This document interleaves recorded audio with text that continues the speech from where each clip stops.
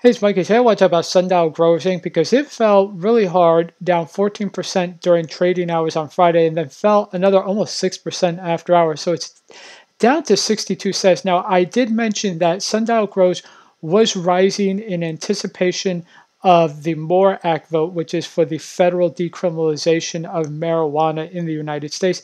And I talked about how this was a classic buy the rumor, sell the news, that you want to buy the stock going up to the vote, but when the vote is about to happen, you want to get out of this stock unless you're going to be holding for the long term.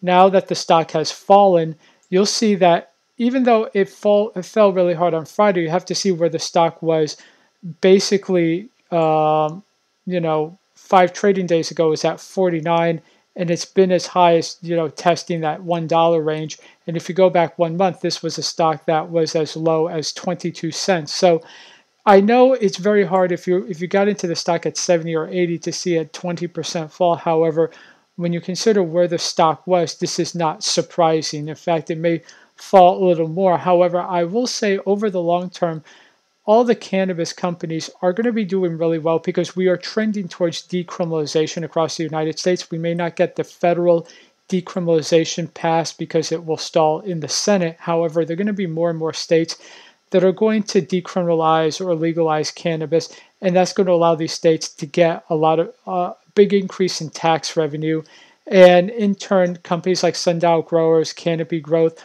Aurora, all these companies are going to be able to grow significantly. And because Sundial Growers is one of the smaller companies trading at 62 cents with a market cap of under $300 million, Sundial has probably one of the highest upsides of any of the cannabis stocks. So if you did get in at 70 or 80, the best thing I would say is just hang on because the 50-day moving average is really low. It's like at 27 cents. So you have a lot of room here.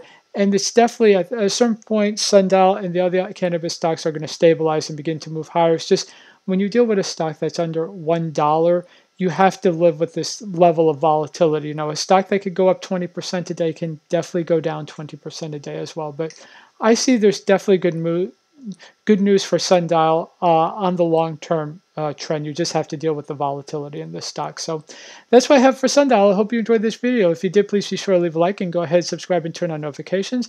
I do multiple daily updates on stocks, options, and stock trading strategies. Thanks a lot. Bye.